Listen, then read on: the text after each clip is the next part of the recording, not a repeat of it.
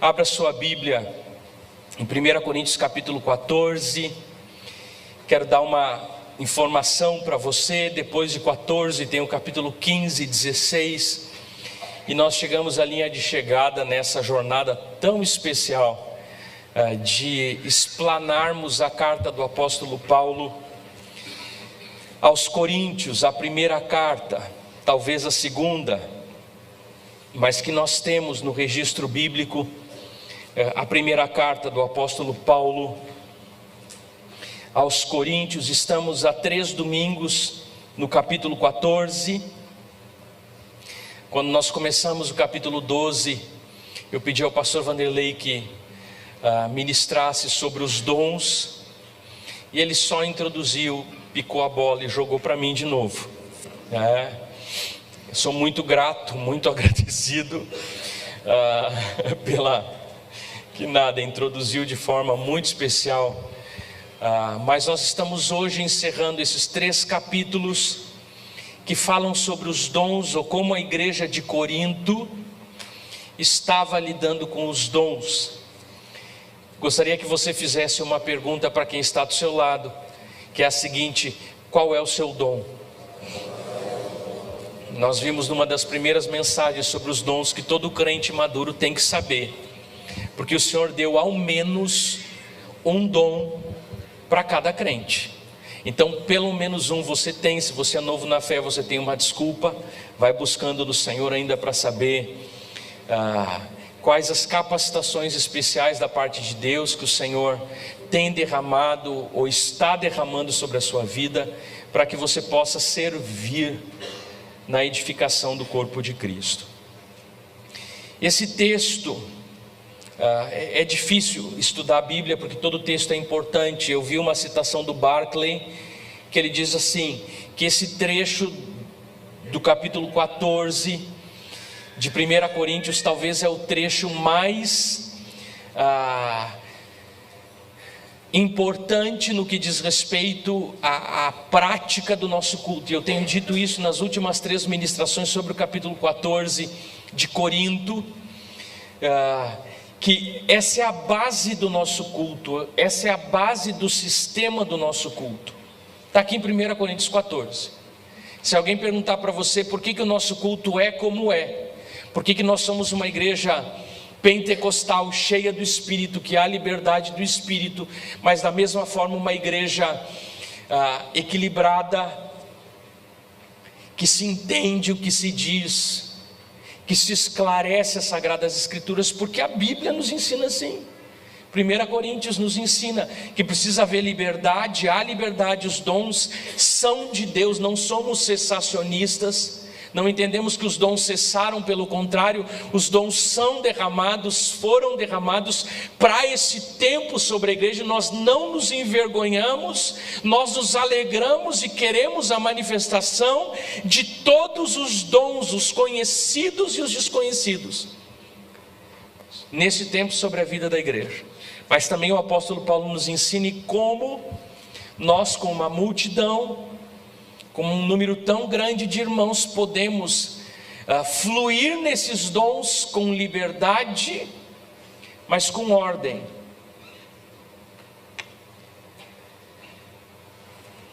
E esses últimos versículos são bem interessantes, porque eles vão um pouco mais fundo e tratam de outros assuntos que eu gostaria de ver com você. Versículo 26. Eu vou ler o trecho todo até o versículo 40, que diz assim: portanto, o que diremos, irmãos, quando vocês se reúnem? Cada um de vocês tem um salmo, ou uma palavra de instrução, uma revelação, uma palavra em uma língua ou uma interpretação.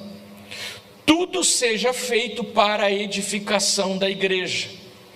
Se porém alguém falar em língua, devem falar 2, no máximo 3, e alguém deve interpretar no culto público. Se não houver intérprete, fique calado na igreja, falando consigo mesmo e com Deus. Tratando-se de profetas, falem 2 ou 3, e os outros julguem cuidadosamente o que foi dito. Se vier uma revelação, alguém que está sentado, cale-se o primeiro, pois vocês todos sabem pois vocês todos podem profetizar, cada um por sua vez, de forma que todos sejam instruídos e encorajados. O espírito dos profetas está sujeito aos profetas, pois Deus não é Deus de desordem, mas de paz, como em todas as congregações dos santos. Permaneçam as mulheres em silêncio nas igrejas, pois não lhes é permitido falar.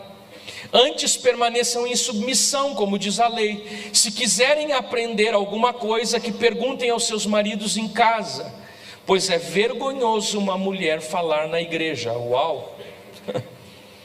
Acaso a palavra de Deus originou-se entre vocês? São vocês o único povo que ela alcançou? Se alguém pensa que é profeta ou espiritual, reconheça o que estou escrevendo a vocês é mandamento do Senhor. Se ignorar isso, ele mesmo será ignorado. Portanto, meus irmãos, busquem com dedicação profetizar, e não proíbam o falar em línguas, mas tudo deve ser feito com decência e com ordem. Esse é um texto que a gente tinha que juntar: presbiteriano, luterano, batista e pentecostal. E aqui Paulo fala para todo mundo, contempla todo mundo e dá no dedo de todo mundo. Só nesse texto. Mas aqui tem coisa muito interessante, porque se nós não entendermos esse texto, nós teríamos que colocar um esparadrapo na boca das irmãs antes de entrar na igreja. E quantos aqui acreditam que a Bíblia é a nossa regra de fé? Diga amém. Então eu preciso entender esse texto, senão o amém das irmãs já está errado. E nós precisamos entender o que a palavra diz. Eu acredito que é no entendimento da palavra que há edificação. E o que eu estou fazendo nessa manhã é justamente o que o apóstolo Paulo diz que nós devemos fazer, que através do ensino, através da profecia, nós somos edificados, todos somos edificados. E aqui o primeiro trecho diz o seguinte, fala muito sobre o nosso culto, ou sobre a nossa forma de fazer culto. Portanto, que diremos, irmãos? Quando vocês se reúnem, quantos aqui gostam de cantar? Levanta a mão aí. A partir de agora você vai ter uma oportunidade na igreja, porque olha o que diz aqui o texto: cada um de vocês tem um salmo, tem um cântico, tem um hino. Então a partir do domingo que vem, a lista está aberta para o Luciano, para que cada um quiser apresentar um louvor, se inscreva. Pastor César vai vir para tocar um louvor solo na bateria. Eu quero louvar com um cântico.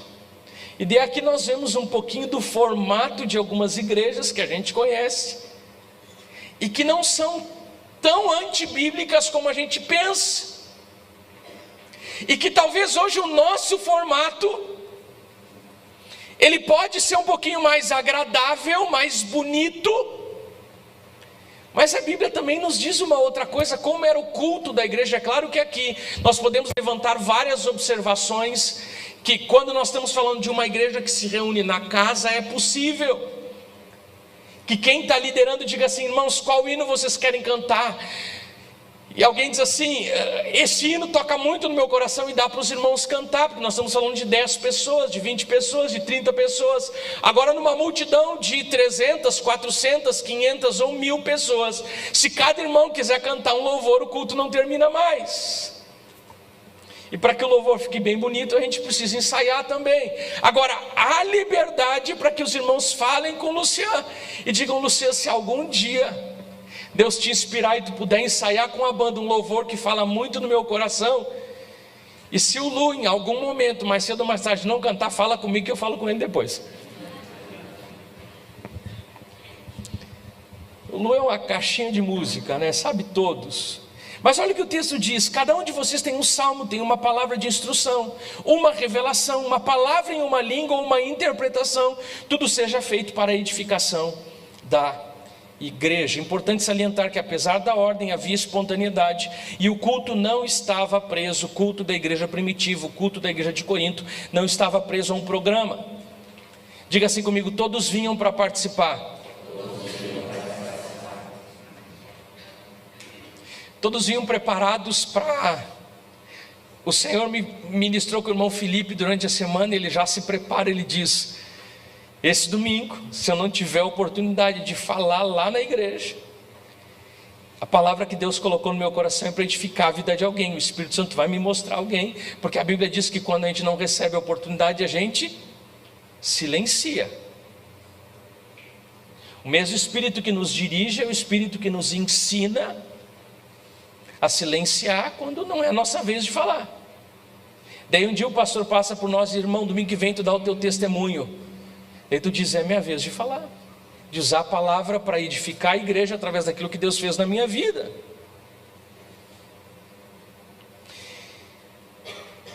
Mas o Barclay tem um comentário muito interessante sobre esse texto todo, e ele fala sobre a ausência de um ministério profissional no meio da igreja primitiva. E é por isso que quando a gente vê esse texto, a gente diz: hoje parece que o nosso culto está um pouquinho diferente daquilo que era o culto da igreja primitiva. E até pode ser, e assim como esses dias nós repensamos e nós falamos um pouco do que era a ceia do Senhor, e pudemos entender nas Sagradas Escrituras que a ceia era alguma coisa que era feito no meio de uma refeição, e como nós precisamos resgatar o sentido original da ceia, que ele parte da comunhão da igreja, e fazer da nossa vida cristã uma vida também de comunhão, que reflita essas marcas do corpo de Cristo na nossa prática de culto e na nossa prática de igreja. Hoje não tem como a gente fazer um almoço para todo mundo no dia de ceia, então a gente vai reduzindo o ritual, o sacramento, mas nós não podemos perder como um todo o princípio da comunhão, do partir o pão. E assim também no nosso culto, o apóstolo Paulo diz: um traz um salmo, outro traz uma palavra. Na verdade, os apóstolos se sobressaíam com uma autoridade muito especial, mas nessa etapa a igreja não tinha pastores locais, e deixa eu usar essa expressão profissionais, que eu poderia, é uma expressão ruim. Nós não somos profissionais, o pastor não é uma profissão, é um chamado de Deus, uma vocação, um sacerdócio. Mas eu me refiro a full time, alguém que não faz outra coisa além de pastorear. E isso é fruto de uma igreja cada vez mais ocupada, que precisa, por causa das suas ocupações, separar homens das suas ocupações normais para se dedicarem. Isso não é contra as Sagradas Escrituras, porque o apóstolo Paulo diz: aquele que prega, que viva da palavra, que viva das coisas do Senhor. Então isso não é contrário. Obviamente que na igreja primitiva a ordem do culto tinha mais flexibilidade, que atualmente, deixa eu dizer para você, às vezes nos falta.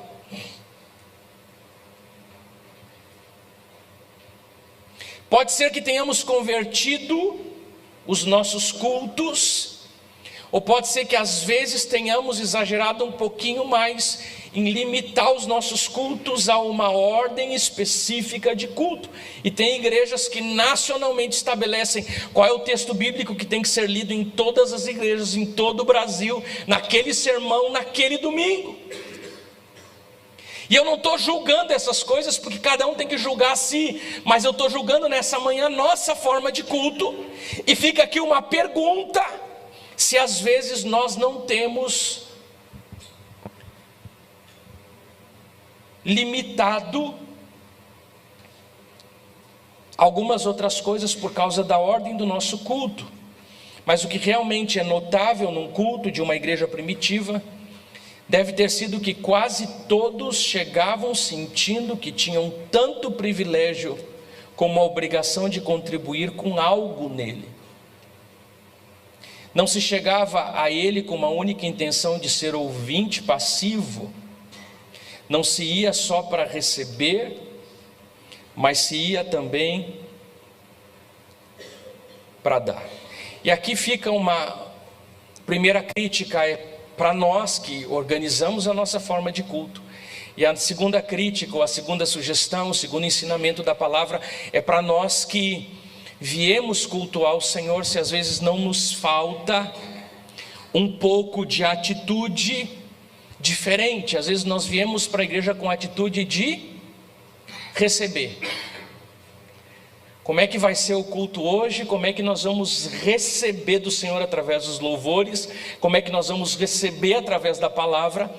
E eu acredito que o âmago daquilo que esse texto está nos ensinando, está nos dizendo, é que nós devemos nos preparar para um culto público, sempre pensando nos domingos de que forma eu venho preparado para entregar. De que forma eu venho preparado no domingo para dar, para abençoar, para animar a vida de alguém. O que o Senhor me deu durante a semana. E de diversas formas o Antigo Testamento nos ilustra isso quando diz que nós não devemos chegar no nosso culto sem uma oferta nas mãos. E quando o Antigo Testamento fala de oferta, não necessariamente ele está sempre falando de uma oferta econômica, uma oferta patrimonial, uma oferta financeira. Por vezes essa oferta diz respeito ao nosso culto, aquilo que a gente oferece. E eu posso fazer uma pergunta para você. A primeira crítica é para mim, a segunda crítica é para nós. É como nós temos nos preparado durante a semana, no sábado, para chegarmos no culto domingo, não só com aquela mentalidade de chegarmos aqui para recebermos alguma coisa que sai de cima desse púlpito e transforma a nossa vida, mas o que o Senhor compartilhou através do Espírito para Berenice? O que o Senhor compartilhou através do Espírito para o Rodrigo, para o João, para a Mariana, para o presbítero Fábio, para que ele possa chegar e dizer: pastor, eu tenho algo de Deus. Esses dias um irmão disse para mim: pastor, eu tenho algo de Deus para compartilhar com a igreja. E o Espírito Santo disse para mim, no decorrer do culto, eu disse para o irmão, eu disse: irmão, se o Espírito Santo me mostrar o momento certo, eu vou lhe dizer. E terminou o culto, eu não passei a palavra para esse irmão, e no final do culto o irmão disse para mim: pastor, obrigado por não me passar a palavra, porque o que eu tinha no coração realmente não era para essa ocasião. E eu me admirei com a sabedoria, com a capacidade de uma igreja madura, de poder estar aberto para falar e aberto para calar. E quem sabe fala um pouco sobre isso no que diz respeito com as suas devidas proporções, mas acredito que o âmago de tudo isso é a pergunta que nós podemos fazer hoje, quando nós viemos a cada domingo para a igreja: o que eu trouxe para oferecer para o Senhor? O que eu trouxe dos dons que Deus me deu para edificar a igreja e edificar o meu irmão? O Senhor te deu alguma palavra nessa semana para edificar a vida de alguém? Sim ou não, não precisa responder. O Senhor ministrou alguma coisa no teu coração que você sabe que não é só para você, que você pode chegar no culto e provavelmente a minoria vai ter oportunidade de, quem sabe, usar um microfone para transmitir uma palavra geral para a igreja, mas isso não quer dizer que você não pode ser um instrumento de Deus para edificar a vida de alguém onde você está, e dizendo: Senhor, essa palavra tu me deu e hoje eu não tenho a oportunidade de falar ali, então ministra no meu coração a quem eu devo edificar, porque eu cheguei hoje aqui para ser parte desse culto, para oferecer para ti algo de valor. Tem irmãos na igreja que estão sempre preparados para criticar o que se faz, mas nunca estão dispostos a compartilhar o trabalho da igreja. E aqui nós podemos fazer muitas reflexões sobre tantas igrejas com os pastores, mentores, popstar, que só eles dirigem, e se eles não... O pastor Ivan falou isso na semana passada, numa das histórias que ele contou. Ele falou sobre aquele pastor que a profeta sempre levantava e dizia: esse é o homem de Deus, o único oráculo da igreja. E os irmãos testemunham como é a nossa prática de culto, onde Deus não fala somente através da minha boca, mas Deus fala através da boca de muitos. Só nesse culto eu estou tendo a segunda oportunidade de profetizar, porque o João já teve a primeira, e a palavra, quando diz, ela diz que 2 ou 3 profetizem, que 2 ou 3 ensinem. E o texto continua dizendo assim: se porém alguém falar em língua, deve falar 2, no máximo 3, e alguém deve interpretar. Se não houver intérprete, fique calado na igreja, falando consigo mesmo e com Deus. Tratando-se de profetas, falem 2 ou 3. Olha que interessante o que esse texto diz. Paulo diz assim: se porém alguém falar em língua. Aqui há um condicionante. Pode ser que ninguém numa reunião seja inspirado por Deus para trazer uma palavra para a igreja em uma língua estranha com interpretação. Porém, o que não pode acontecer, que o apóstolo Paulo diz no versículo 29, tratando-se de profetas, vírgula, há uma determinação, falem 2 ou 3. Não é opcional. Quando a igreja se reúne, tratando-se de profecia, de ensino, de revelação dos mistérios de Deus, da vontade de Deus e da palavra de Deus, falem 2 ou 3, e os outros julguem cuidadosamente o que foi dito. Observem nas Sagradas Escrituras se o profeta está falando de uma forma correta em relação às Sagradas Escrituras. Versículo 30, se vier uma revelação a alguém que está sentado, cale-se o primeiro, pois vocês todos podem profetizar, cada um por sua vez, de forma que todos sejam instruídos e encorajados. O espírito dos profetas está sujeito aos profetas, pois Deus não é Deus de desordem, mas de paz. O que Paulo está dizendo aqui? Fui tomado pelo Espírito e a pessoa começa a bagunçar todo o culto, sai no meio da igreja. É isso que te digo para todo mundo, ninguém consegue fazer mais nada, não tem mais ordem. E Paulo está dizendo isso, não é mover do Espírito. Onde há desordem, onde há bagunça, Paulo diz claramente, pois Deus não é um Deus de desordem, mas de paz, falando justamente sobre a prática dos dons. Se por um lado Paulo entende que no culto nós viemos para dar e não somente para receber, ele também entende que não é nenhum pecado organizar o processo do culto, amém? Agora eu me defendo aqui. Pelo contrário, Paulo coloca a edificação da igreja, a palavra de edificação da igreja, debaixo do nosso controle. Daí você vai dizer, o que, pastor? A edificação da igreja está debaixo do controle racional dos crentes. Sim, o que Paulo está dizendo, que o problema é quando não está. O problema é quando o culto perde o controle. Eu não estou falando aqui do manifestar e do agir do Espírito, que há liberdade no nosso meio, mas o Espírito age através de nós, sem nenhum tipo de insanidade.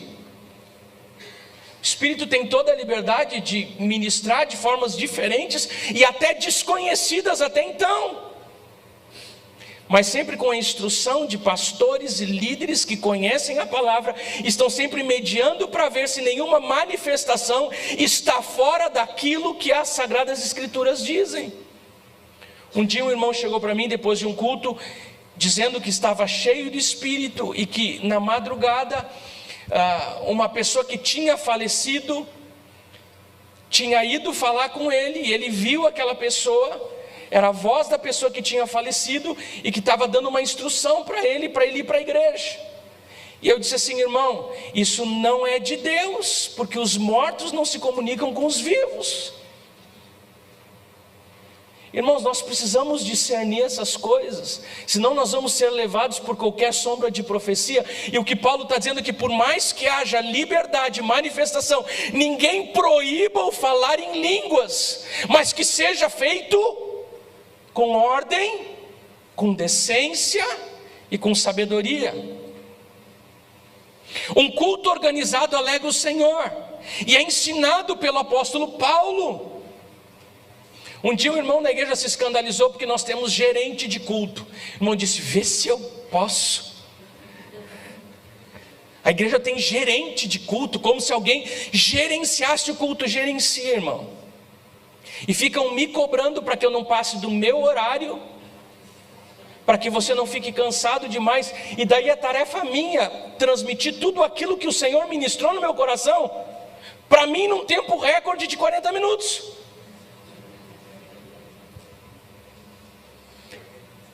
Nós ganhamos uma família na igreja que veio aqui através de um evento, estava um pouco afastado da comunhão da sua igreja, e chegaram aqui para um evento do Hernandes Dias Lopes, que ele ministrou aqui.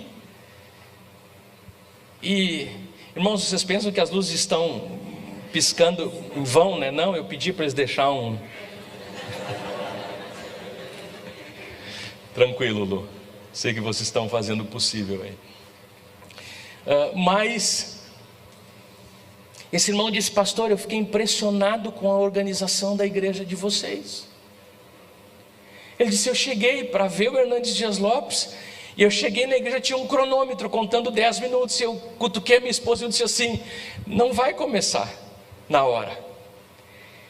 E quando eu comecei a ver 1 minuto, que os músicos começaram a subir, a contagem regressiva, 10, 9, 8, quando deu 0, a banda começou a tocar, eu disse: não acredito. Irmãos, agora a gente está trabalhando para terminar na hora, mas começar na hora a gente já está conseguindo. Essa segunda parte é culpa minha. Às vezes eu jogo um pouquinho para o Espírito Santo, e dele devolve para mim, e aí a gente fica nesse... que nada, também não há pressa para a gente encerrar sempre. Nós fazemos o possível para até o meio-dia terminarmos a nossa celebração, para que nós possamos nos organizar, para que você possa convidar um amigo, um conhecido, e você sabe a hora que começa e a hora que termina. E não quer dizer que o culto que termina na hora não tem manifestação do Espírito Santo, amém?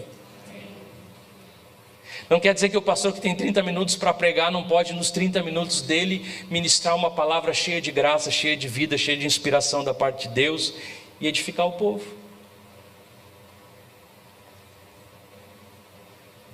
Um dos comentários diz assim: na adoração tudo deve ser feito em harmonia e com ordem.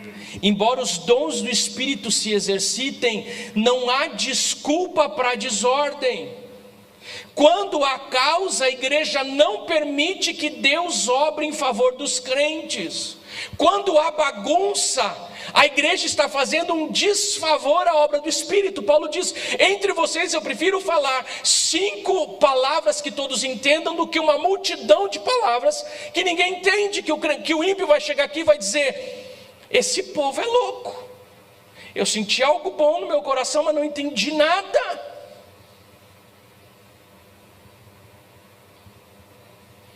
A ordem do culto: todos os que têm dom devem participar, mas em ordem. Aqueles que não puderem, que silenciem. Um Deus de ordem, diga assim comigo: um culto de ordem. Que bênção nós temos horário. Tem uma tela aqui, irmãos, que quando eu passo uma coisa, esqueço alguma coisa. Tinha uma época que a gente, na hora dos anúncios, ficava aqui. Daí os irmãos dos ministérios que iam lembrando do anúncio vinham trazendo papelzinho. Dizia: é isso mesmo, irmãos, eu fui para a igreja de Caxias e lá tinha um plano. A igreja fazia um plano funerário para os irmãos que quisessem. Ruim, né? Mas fazia. O plano era plano fórmulo. E daí eu recebi, depois do culto, uma mensagenzinha dizendo assim: pastor, não esquece de lembrar do plano fórmulo. A letra do irmão estava meio ruim, e eu comecei a dizer: irmãos, os irmãos que estão comprometidos com o plano formoso, não esqueça do plano formoso. E os irmãos rindo, eu não sabia o que era o bendito plano formoso, né? E no final eles disseram: pastor, o plano fórmula é um plano assim, assim. Eu disse: serve para dar risada, não comunica, não informou, fica uma bagunça. Hoje a gente está na metade da semana pensando como fazer do nosso culto um culto mais dinâmico, para que o centro da palavra seja exaltado, para que o louvor seja assertivo, para que as pessoas possam cantar, louvar ao Senhor, todos possam participar de uma forma organizada. Aqueles que têm o dom da música estão aqui ensaiando durante a semana, para chegarem domingo e fazerem o melhor para o Senhor. E não tem nada de errado nisso, graças a Deus. Aquele que dirige pode fazê-lo perfeitamente, não precisa dizer que se vê impelido pela inspiração e não pode se deter, porque o pregador pode controlar o seu espírito, porque a palavra diz que o espírito do profeta está sujeito a Deus, não ao profeta. Deve haver liberdade, mas não desordem. O Deus de paz deve ser adorado em paz. Agora tem o texto que as mulheres queriam que eu chegasse, nós chegamos nele.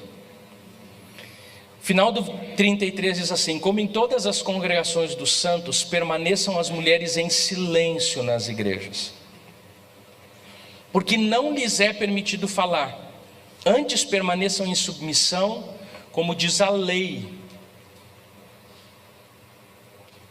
Que lei é essa? O Antigo Testamento. Se quiserem aprender alguma coisa, que perguntem aos seus maridos em casa, porque é vergonhoso uma mulher falar na igreja. Pastor, o que é isso? Que texto mais machista!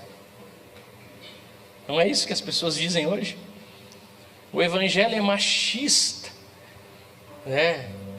A estrutura judaico-cristã é machista. E deixa eu dizer para você uma coisa: eu não estou preocupado nessa manhã, e nem quando eu prego aqui, de falar aquilo que o mundo hoje está dizendo que é certo, tá?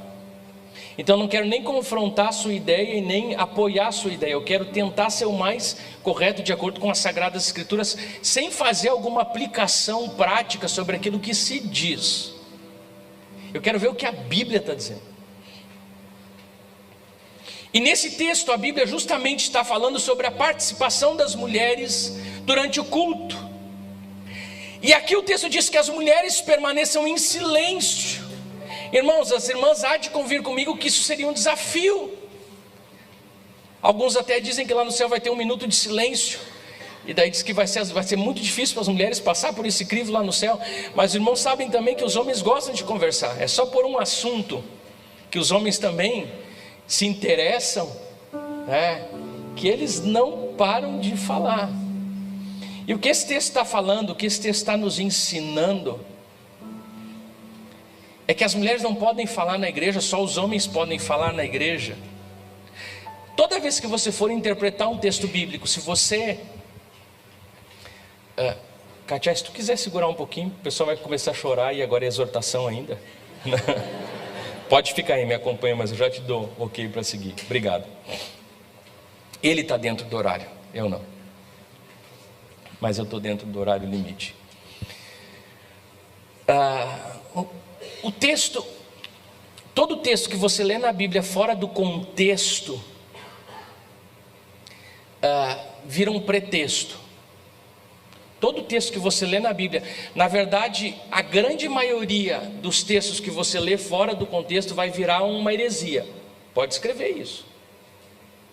Tem muitas seitas hoje no mundo, religiosas, que têm a Bíblia como base, mas eles pegam um texto e tiram do seu contexto. Então, para nós entendermos esse texto, nós temos que voltar para o contexto dele. E quando a gente olha para o contexto que está por trás desse texto, nós vamos ver o que de fato esse texto está falando. E aqui eu quero levantar, entre muitos teólogos que falam sobre esse texto, eu quero levantar 2 principais aplicações que para mim são as mais próximas daquilo que é o verdadeiro entendimento, o entendimento mais correto sobre esse texto. Primeiro, a expressão não é permitido falar não esclarece a situação como um todo. Quando Paulo está dizendo as mulheres não falem na igreja, ele não está querendo dizer que as mulheres não podem levantar nenhuma palavra. Porque Paulo usa uma expressão para dizer alguma coisa que logo a seguir você já vai ver.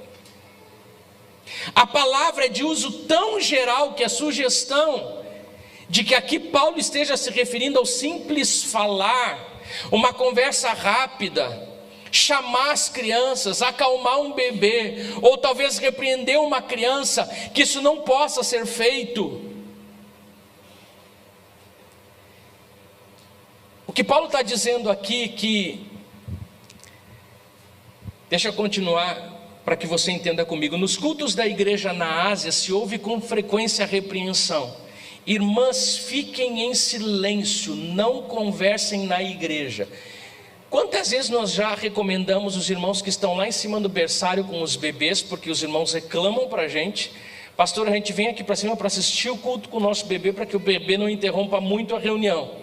Mas os irmãos começam a conversar e a gente várias vezes deve dar essa recomendação do apóstolo Paulo: os irmãos e as irmãs que estão lá no berçário, cuidem para não ficar conversando umas com as outras. Por quê? Porque vocês não vão conseguir escutar A palavra. Vamos caminhando comigo. Nas igrejas da Ásia e no Brasil há tempos atrás era assim, mas era muito comum que tinha a ala das mulheres e a ala dos homens.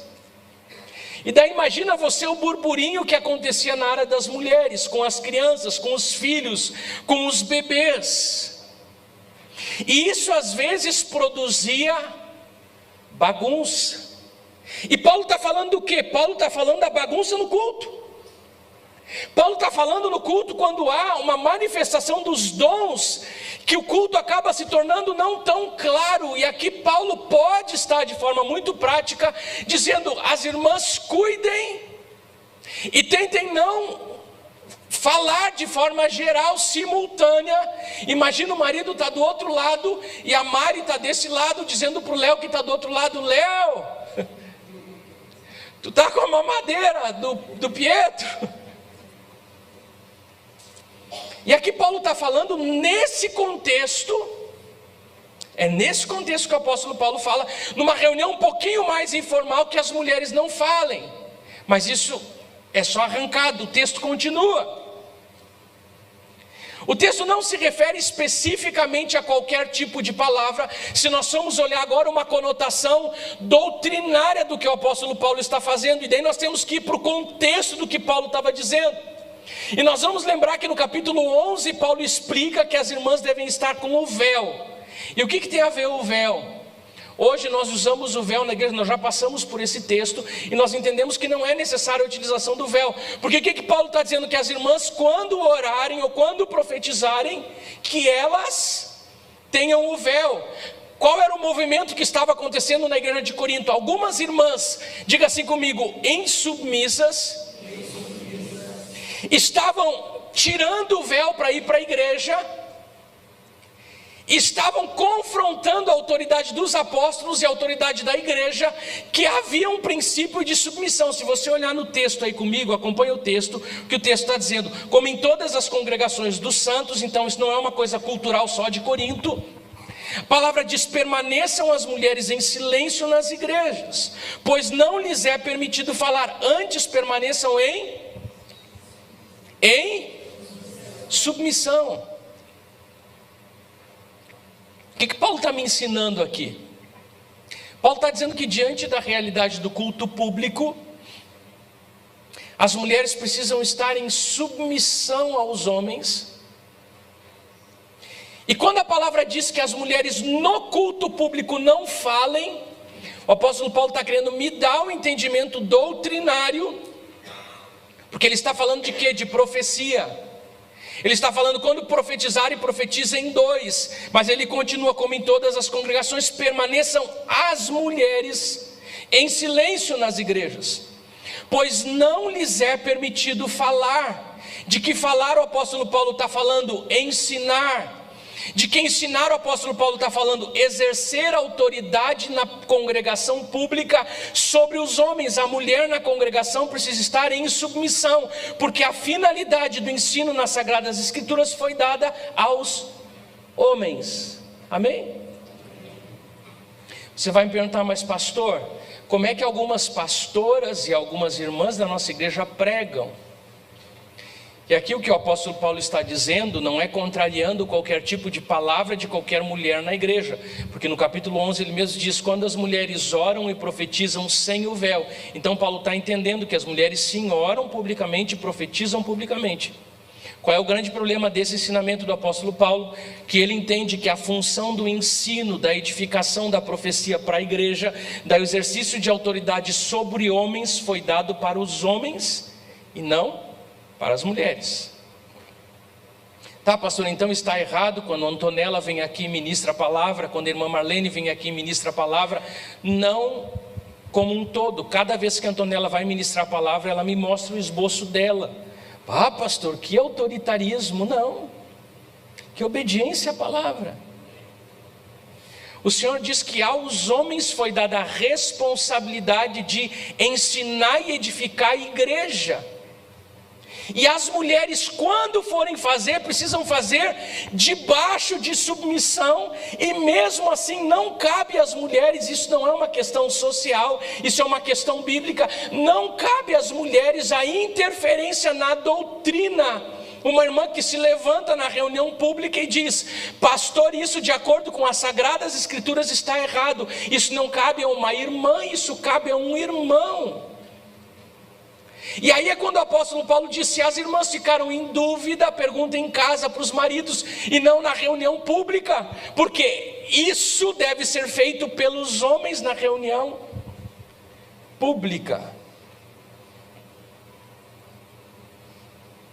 Eu sei que é difícil, mas está claro? Sim. Estão tristes? Não é fácil, viu, pregar esse texto aqui. Sabendo desse contexto de Coríntios, você volta para o texto e lê o trecho. Não só o texto que a mulher precisa estar em silêncio, mas continuando ele diz: não vos é permitido falar, antes permaneça em submissão, como diz a lei. Se as mulheres quiserem aprender alguma coisa, que perguntem aos seus maridos em casa. Se as mulheres quiserem questionar alguma coisa do culto público, perguntem aos seus maridos em casa. Se as mulheres quiserem questionar alguma coisa quanto à doutrina da igreja, perguntem através dos seus maridos para a igreja. Daí você, quem sabe, vai sair daqui dizendo: isso é novo para mim, pastor. Quem sabe isso é novo para muita gente. Mas tem igrejas que entendem isso, e por causa disso, na nossa igreja nós não consagramos presbíteras e nem pastoras, porque nós entendemos que essas atribuições são dadas por Deus aos homens na igreja.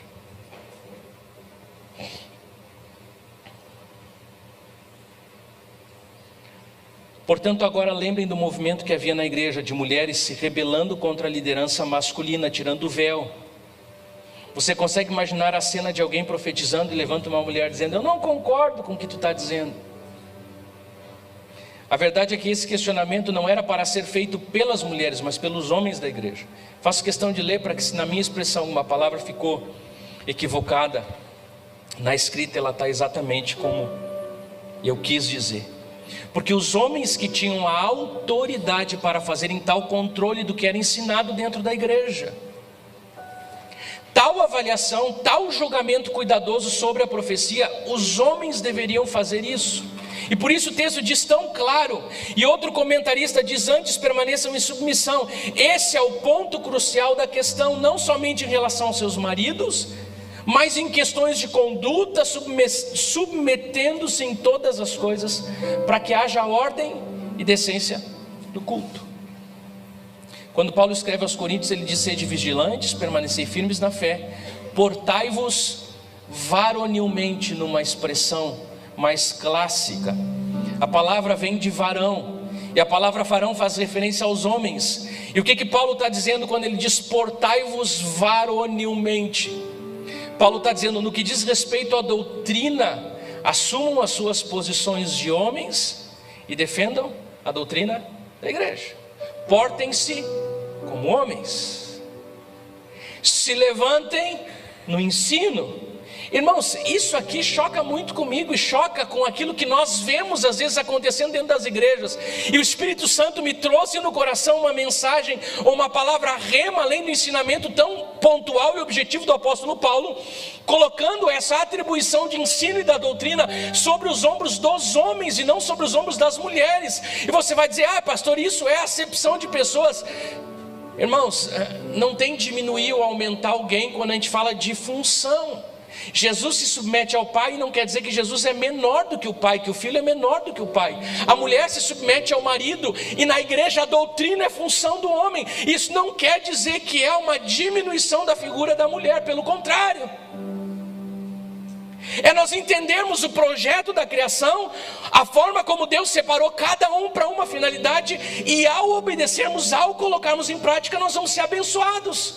E ao não colocarmos em prática, nós perdemos a bênção do Senhor. Quando nós vemos em algum lugar, em alguma casa, em alguma igreja, a mulher tomando a frente, e tu diz assim: ó, de acordo com o texto que eu conheço, as Sagradas Escrituras, não deveria ser assim. A mulher que toma iniciativa para as coisas do Senhor, a mulher que recebe a revelação para casa. Irmão, quem tem a responsabilidade de receber a revelação na sua casa é você como homem. E talvez a sua esposa está recebendo uma revelação porque você não tem se dedicado em oração para saber qual é a direção de Deus para a sua casa. Você vai dizer, pastor, mas daí o que eu faço se eu receber a revelação? Não use os meios errados para colocar em prática aquilo que Deus está colocando nas suas mãos. Ora para que Deus, através do seu marido, faça aquilo que precisa ser feito. Intercede por ele. Essa é a sua função. Ah, pastor, mas se eu estou vendo alguma coisa sobre a igreja, compartilhe com seu marido. Tem ministrações que a Antonella não faz sozinha. Ela diz, não, isso aqui não é comigo. Porque isso aqui já diz respeito a exercer uma autoridade que não está sobre mim. Isso aqui eu compartilho com o Olavo. E essa é uma prática que nós utilizamos como pastores, porque nós entendemos que algumas coisas específicas de doutrina e de disciplina na igreja, de orientação e de aconselhamento pastoral, deve ser respaldado pela figura que o Senhor aqui separa para essa finalidade. Os homens na igreja que têm a responsabilidade de cuidar e julgar o que é ensinado. E essa orientação do apóstolo Paulo, conforme está no capítulo 11, não se trata de um costume de Corinto. O texto diz, todas as igrejas fazem isso, por isso que nós entendemos o presbitério da forma como nós entendemos. E nós sabemos que muitas mulheres sabem mais do que os homens. Temos uma geração de homens que infelizmente não gastam tempo estudando a palavra de Deus. E as mulheres estão fazendo isso, e algumas mulheres ensinam melhor do que os homens. Assim como também em casa algumas mulheres liderariam melhor do que os seus maridos. Mas a palavra do Senhor continua colocando o homem na liderança da casa. Não porque um é mais importante do que o outro, mas é apenas uma questão de função. E aqui no que diz respeito à função, as mulheres não vão fazer esse julgamento que os homens devem fazer. E aqui tem um perigo que se levanta. Está além de qualquer contentação, está no comentário da NVI. O fato de que Deus honrou o ministério de mulheres santas e consagradas, cujas vidas foram humildemente sacrificadas no serviço de Cristo, no mundo missionário. Mas por outro lado, nós precisamos reconhecer que quase todas as seitas heréticas do cristianismo alistam mulheres entre suas líderes. Uau! Ou você não sabe que os adventistas do sétimo dia, a sua teologia foi formada por uma mulher chamada Ellen White. Pastor Russell Shedd diz assim sobre esse texto: muitos dos abusos na igreja se devem às mulheres geralmente mais dominadas por experiências psíquicas. Parece que podiam orar e profetizar, mas não ensinar e discutir doutrina. E MacArthur reforça dizendo que o argumento de Paulo não foi baseado em padrões culturais. Ele não está falando isso somente por uma ideia cultural de função de homem e mulher naquela época. O apóstolo Paulo está tomando como base fatos históricos, diz MacArthur. Adão foi criado primeiro e a Eva depois. O segundo argumento, não foi Adão que foi enganado, mas foi a mulher que foi enganada pela serpente. E o homem seduzido pela mulher.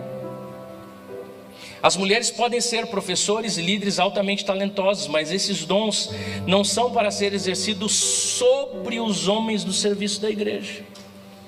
Deus ordenou ordem na sua criação, uma ordem que se reflete sua própria natureza e que portanto deve ser refletido em sua igreja. Quando qualquer parte da sua ordem é ignorada ou rejeitada, a sua igreja está enfraquecida e ele é desonrado. Assim como o Espírito não pode estar no controle onde há confusão e caos na igreja, ele não pode estar no controle onde as mulheres tomam sobre si papéis que ele restringiu aos homens.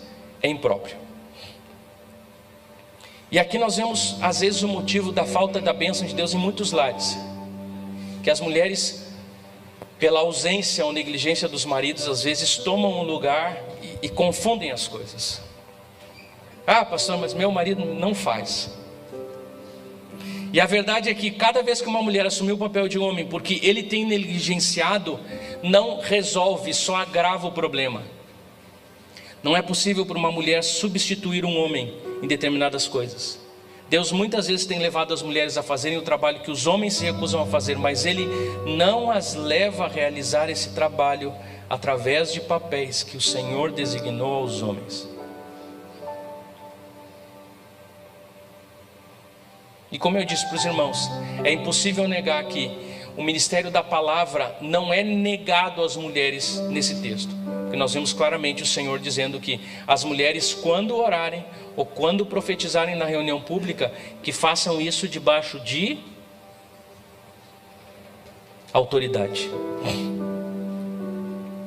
Então, cada vez que a mulher for ministrar uma palavra sobre a igreja, ela precisa estar debaixo da autoridade do seu marido.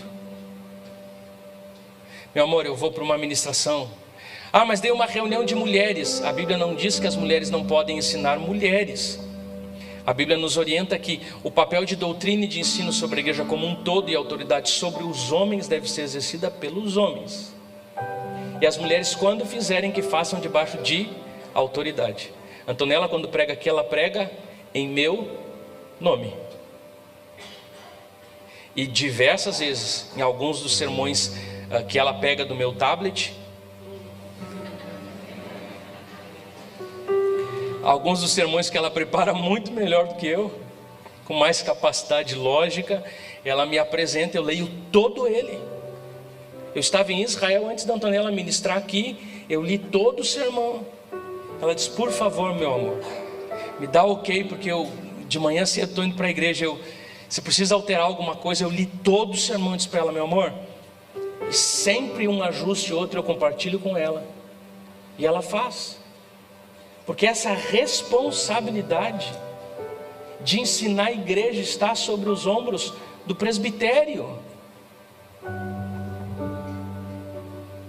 Portanto, eu acredito que as mulheres devem fazer, devem continuar fazendo da forma certa. E como eu disse para vocês, algumas coisas que a gente ensina de acordo com Coríntios, é difícil a gente pegar um comparativo, porque a gente não tem errado nessas áreas na igreja. Os irmãos não têm visto, né, um erro muito acentuado nesse sentido na igreja. Então eu posso dizer que o Senhor, quem sabe, tem nos dado graça, pastor Vanderlei, pastor César, de vivermos essa palavra no convívio da igreja. Mas é importante nós entendermos detalhadamente isso, porque um dia tu vai te deparar com esse texto e vai dizer: eu não posso falar, irmão, se está na Bíblia, a gente tem que praticar. Não, Paulo não está falando sobre isso. Paulo está falando sobre duas coisas. Paulo está falando sobre a bagunça na igreja, aquela confusão que havia, e por isso ele diz que se calem 3 vezes. Quem vai falar em língua e não tem intérprete, o profeta que quer falar depois de 1 ou 2 profetas já terem falado, e as mulheres. Em que sentido? No primeiro sentido, no próprio sentido normal de que a mulher geralmente está com os filhos, numa ala da igreja que pode ter aquele titi. E o apóstolo Paulo diz: olha, cuidem para que os comentários ou as palavras não interfiram na ordem do culto.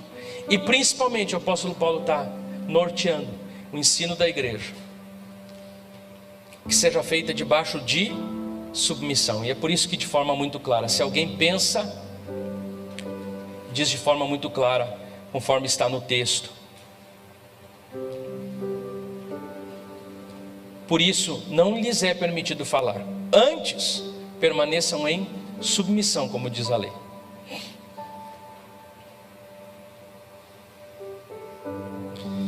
E para encerrar, o versículo 36 diz assim: acaso a palavra de Deus originou-se entre vocês? São vocês o único povo que ela alcançou? Se alguém pensa que é profeta ou espiritual, reconheça que eu estou escrevendo a vocês, é mandamento do Senhor. Se ignorar isso, ele mesmo será ignorado. Paulo, no final de todo esse texto, que talvez ao lerem essa carta, alguns profetas, algumas pessoas que tinham dom, ou algumas mulheres insubmissas, essa é a grande palavra, algumas mulheres insubmissas queriam dizer como deveriam ser as coisas. Depois que receberam essa palavra do apóstolo Paulo, foram impactados. E Paulo diz assim, na autoridade que ele tem, Paulo não está se dirigindo a algum apóstolo, não tinha outro apóstolo na igreja de Corinto. Paulo, como apóstolo, ele está dizendo: acaso a palavra de Deus se originou entre vocês? Acaso vocês são os fundadores da igreja? Ele diz: se são vocês o único povo que ela alcançou. E daí ele diz: se alguém pensa que é profeta ou espiritual, reconheça que o que eu estou escrevendo a vocês é mandamento do Senhor. Cada vez que uma revelação da parte de Deus contraria o ensinamento dos apóstolos, não vem de Deus. E Paulo diz: se a pessoa ignorar esse ensinamento que eu estou enviando aí para vocês, essa pessoa mesmo deve ser ignorada no seu pensamento, no seu ensino e na sua palavra, porque a palavra de qualquer profeta não poderia ir contra a palavra do apóstolo Paulo, porque era mandamento do Senhor. E Paulo termina justamente dessa forma, dizendo que em todos os tempos a autenticidade de qualquer mensagem se comprova pela sua submissão à autoridade dos escritos apostólicos. Embora as pessoas tenham dons espirituais, isso não dá a ninguém o direito de se rebelar contra a autoridade das Sagradas Escrituras e a autoridade da sua igreja. Amém? Amém? E é por isso que a gente vê muitos movimentos de divisão de igreja. As pessoas recebem uma direção de Deus. Ninguém me entende. Daí sai da igreja e abre uma igreja.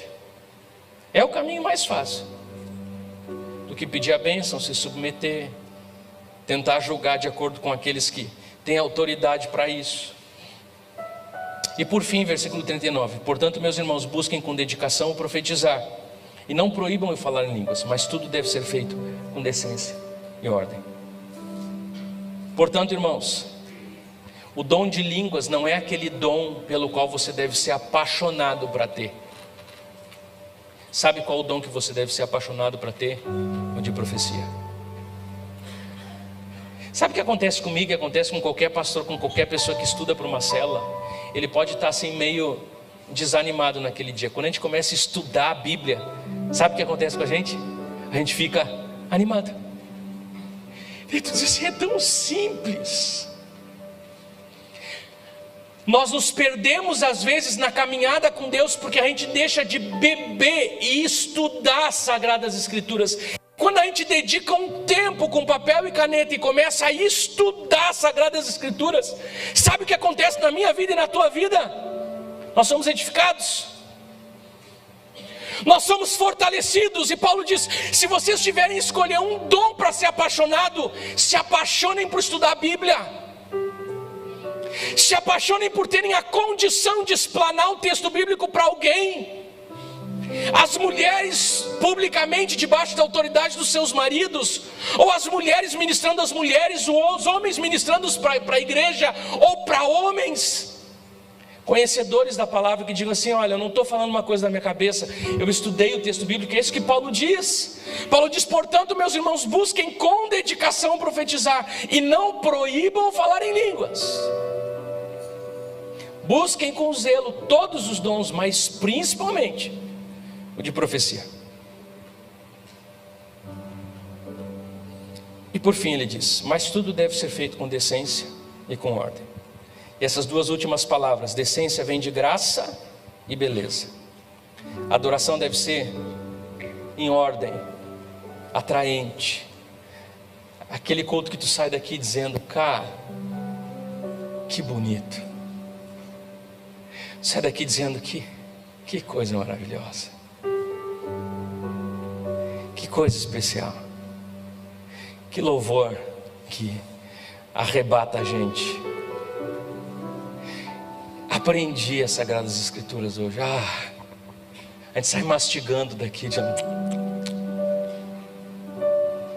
gente fica durante a semana dizendo: que paulada que eu levei. De quem? Do pastor? Não, da palavra. E dentro diz: amém, da palavra.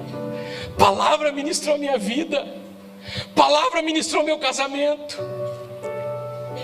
Irmãos, nós homens podemos chegar em casa e depois de estudarmos a palavra, chamarmos a nossa família, edificarmos a nossa família pela palavra.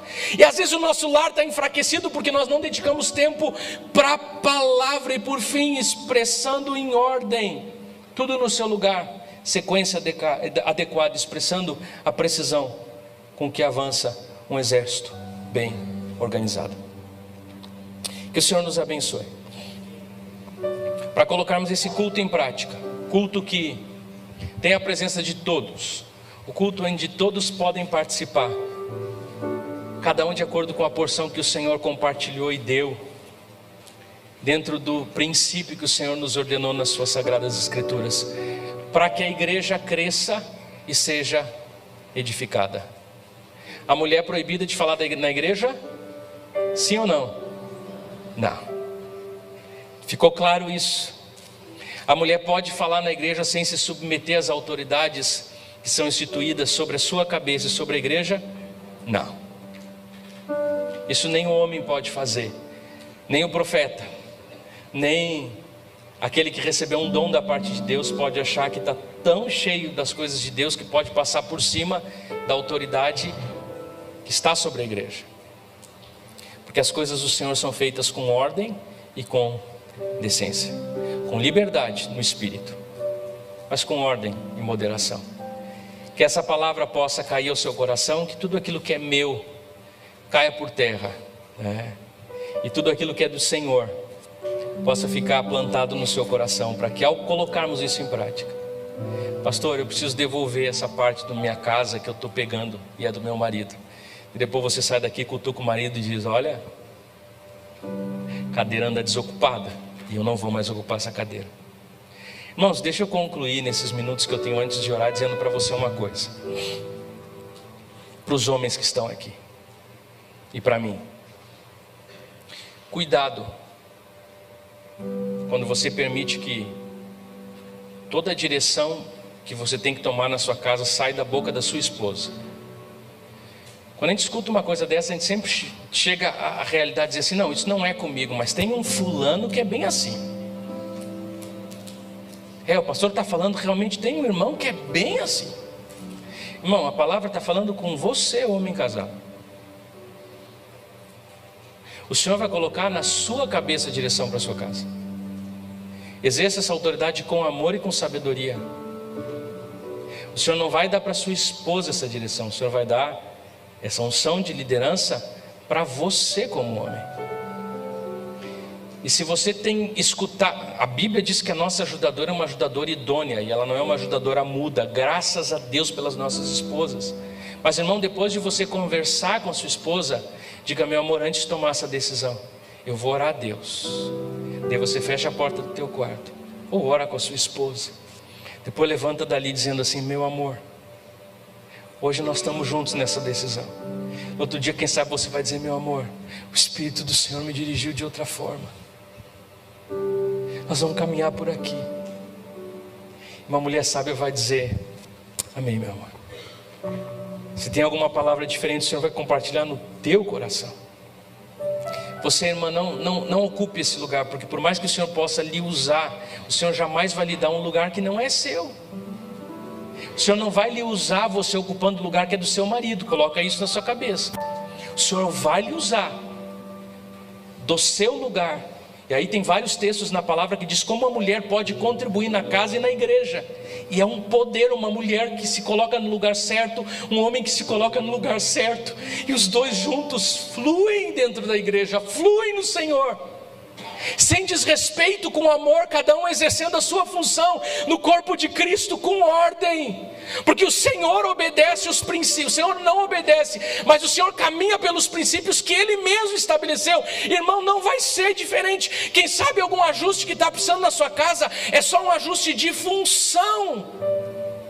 Talvez um ajuste que está precisando no seu ministério, e coloque no seu coração o que o Senhor ministrou enquanto eu estava falando. Começando pela minha vida, começando pela vida dos pastores, dos presbíteros, dos homens da igreja, diáconos, líderes de macrocélula e líderes de célula. Não abandonem o lugar que Deus os colocou como líderes, como profetas nas suas casas. Porque por mais espiritual que seja a sua esposa, ela não pode ocupar esse lugar. Esse lugar é seu. Ela pode ser uma ajudadora abençoadíssima, idônea, que ora por você, mas ela jamais, nem que você queira, porque se ela sentar nesse lugar, você perde a bênção de Deus. Se ela se colocar nesse lugar, você perde a bênção de Deus. Você, sua casa, seus filhos. Senhor, obrigado pela tua palavra. Senhor, obrigado pelas sagradas escrituras que nos ensinam como nós devemos viver, Senhor, como igreja e corpo de Cristo. Eu não falo isso nessa manhã, Senhor, com espírito, qualquer tipo de pensamento ou espírito carnal, Senhor. Tu sabes o temor do meu coração ao ministrar uma palavra tão séria para esses dias, que pode ser rotulada da forma que quiser. E aqui, Senhor, cabe as devidas proporções da minha pouca capacidade. Mas a palavra, ela é clara, Senhor, ela é explícita. Esse é o nosso compromisso, Senhor, ministrarmos a Tua palavra. Se, Senhor, por um acaso, por algum motivo, nós, bem intencionados, temos feito alguma coisa errada na nossa forma de proceder, como corpo de Cristo, nos ajusta, Senhor. Por mais que eu vejo uma igreja que Tu tens nos dado, ó Pai, tão equilibrada, tão sensata, tão cheia do Espírito, que caminha tanto de acordo com essa palavra, Senhor, eu não imagino que não haja nada aqui nessa manhã, Senhor, que possa me ajudar a crescer. Por isso, Senhor, que eu possa fazer a minha reflexão pessoal, começando, ó Pai, na minha postura ministerial, na postura de cada um ministerial aqui, Senhor, homens e mulheres que Tu tens levantado sobre a Tua igreja, um presbitério, ó Pai, tão cheio de graça e do Espírito, diáconos, ó Pai, líderes de célula, homens que têm aprendido a conhecer a Tua palavra e têm entendido que, quem sabe, aquilo que o mundo está dizendo hoje não é bem aquilo que Tu projetou, e têm ocupado, têm corrido atrás, ó Pai, para ocupar um lugar de bênção sobre a sua casa, bênção sobre a sua família, e automaticamente será uma bênção, ó Pai, na igreja e na sociedade. Nos abençoa, Senhor, para que haja em cada reunião, haja em cada culto a edificação, ó Pai, de todos, através, ó Pai, da liberdade dos dons do Teu Espírito, que está sendo e vai continuar sendo compartilhado a cada um, para que nós cheguemos a cada domingo aqui, Senhor, não só para receber, mas pensando de que forma eu posso edificar, de que forma eu posso contribuir. E assim, ó Pai, a Tua igreja cresça. E assim, Senhor, o corpo de Cristo cresça, se fortaleça, se estabeleça para a Tua honra e para a Tua glória, em nome de Jesus. Amém e amém.